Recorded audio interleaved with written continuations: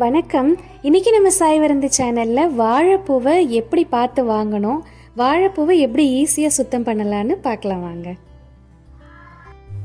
வாழைப்பூவை பற்றி நான் சொல்லி தெரியணும்னு இல்லைங்க, எல்லாருக்குமே தெரியும். இருதய நோயிலேருந்து சிறுநீரக நோய் வரைக்கும் தடுக்கிற ஆற்றல் வாழைப்பூக்கு உண்டு. குறிப்பாக பெண்களுக்கு இதை பெண்களோட தோழின்னு சொல்லலாம், அப்படி கூட சொல்ல முடியாதுங்க. ஒரு படி மேலே இதை அம்மான்னு தான் சொல்லணும்.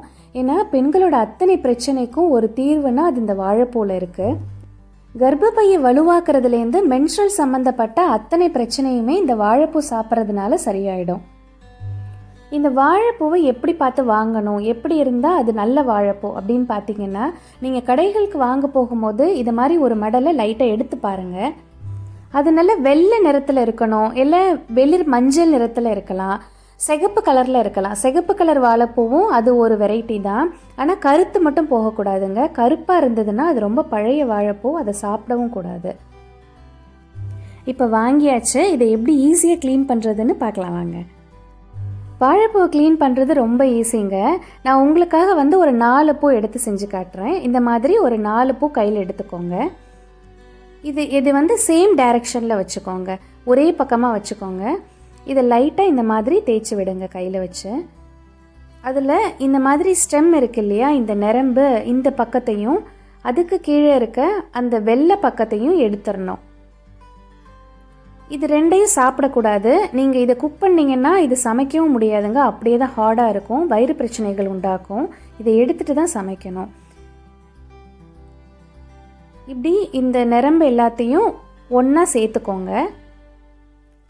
சேர்த்துட்டு இந்த மாதிரி லைட்டாக இழுங்க.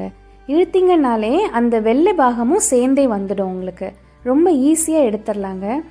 இது ஃபஸ்ட் டைம் செய்யும் போது உங்களுக்கு கொஞ்சம் டைம் ஆகலாம். ஒரு 4 பூ எடுத்துட்டிங்கன்னா அதுக்கப்புறம் கடகடன் பழகிடும் உங்களுக்கு எடுக்கிறதுக்கு.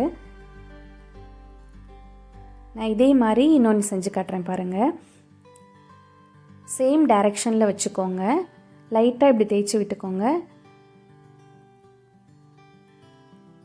இப்படி நரம்பு எல்லாத்தையும் ஒன்றா சேர்த்து இழுத்துக்கோங்க, அவ்வளோதான்.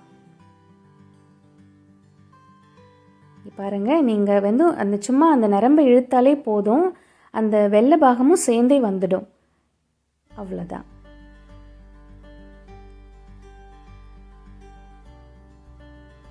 இதே மாதிரி நம்ம எல்லாத்தையும் எடுத்துக்கலாம்.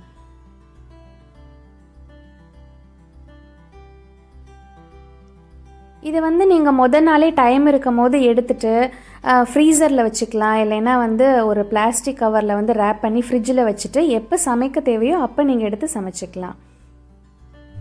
வாழைப்பூவை ஃபுல்லாகவே சுத்தம் பண்ணணுன்னு அவசியம் இல்லைங்க. அந்த சிகப்பு கலர் லீஃப் இருக்குது இல்லையா, அது வரைக்கும் தான் நம்ம சுத்தம் பண்ணுவோம்.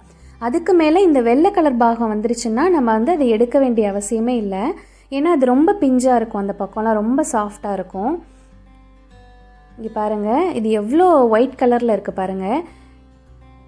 இதை நீங்கள் தேய்ச்சாலும் அந்த ஸ்டெம்ஸ்லாம் வராது, ஏன்னா அவ்வளோ சாஃப்ட் ஆகிடும். இதை நம்ம அப்படியே சமைச்சிடலாம். கொஞ்ச நேரம் தான் நம்ம இதை க்ளீன் பண்ணுவோம். அப்புறம் கடைசியாக இருக்க இந்த பாகம் இருக்குது இல்லையா, இந்த கடைசியாக இந்த மொட்டு, இது பெண்களுக்கு ரொம்ப ரொம்ப நல்லதுங்க. இது அப்படியே பச்சையாகவே சாப்பிடுவாங்க. எங்கள் அம்மாலாம் பார்த்தீங்கன்னா வாழைப்பூ கட் பண்ணாங்கன்னா என்னை கூப்பிட்டு, நான் விளையாண்டுட்ருப்பேன் இப்போ சின்ன பிள்ளையில, அப்போ என்னை கூப்பிட்டு இது சாப்பிட்றதுக்கு கொடுப்பாங்க. இது ரொம்ப துவக்காது, ரொம்ப கசக்காது, நல்லா தான் இருக்கும் சாப்பிட்றதுக்கு.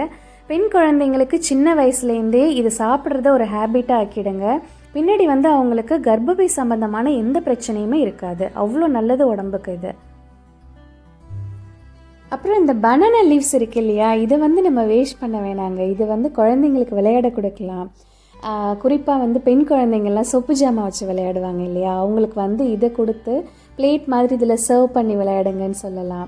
இந்த மாதிரி இயற்கை பொருட்களை குழந்தைங்களுக்கு விளையாட கொடுக்கும் பொழுது அவங்களுக்கு இயற்கை மேலே ஒரு அன்பு வந்துடும், இயற்கையை நேசிக்க ஆரம்பிச்சிடுவாங்க. இயற்கையோடு இணைந்து வாழ்கிறதுக்கு இதெல்லாம் சின்ன சின்ன விஷயங்கள்ங்க, நல்லாயிருக்கும். அவ்வளோதான், வாழைப்பூ எல்லாத்தையுமே ஈஸியாக க்ளீன் பண்ணி முடித்தாச்சு. இதை சூப்பராக 3 நிமிஷத்தில் அவ்வளோ வாழைப்பூவையும் இது மாதிரி நைஸாக கட் பண்ணலாங்க. அதுக்கு ஒரு சூப்பர் ட்ரிக் இருக்குது. நான் அடுத்த வீடியோவில் ரெசிபியோடு சேர்த்து அதை சொல்கிறேன். நன்றி.